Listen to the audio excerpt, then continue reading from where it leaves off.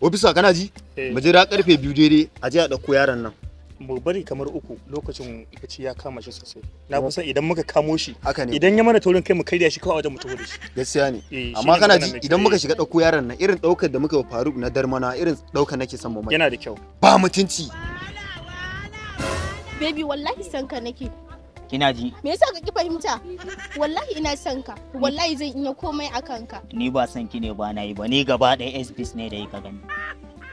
Ta ko ina ne ma na ake a ko ina da yi ka gani. Tsab zan iya sa. Ina yadda haka ina son ka. Zaki iya yadda. Zan iya yadda. Zan iya sa ki a masifa fa. Ba matsala ina tare da kai duk halin da ka shiga. Rika wannan. Mu tafi ka ce. Muje. A sane mai jikin shi. Shi yasa na kama shi a kakkarya shi mutum. Ba duk wani wanda yake layin baya. Saboda sajan kwarfa yana can yana jiran mu.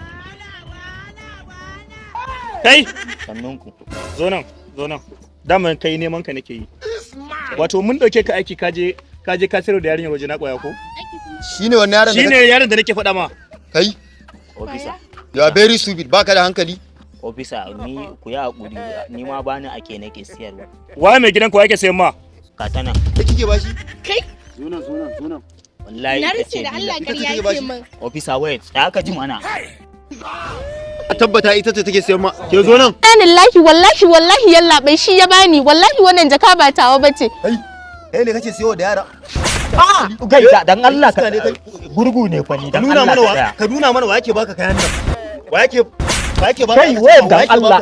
Ga dilan nan, ga ta nan. Wallahi yalla bai wannan jaka. Ita ce dilan. Wannan mu kama da shi da ita gaba ɗaya mu tafi da su. Saboda ina ganin hakan zai fi. Idan muka je can aka matsa su za mu gano waye mai gaskiya.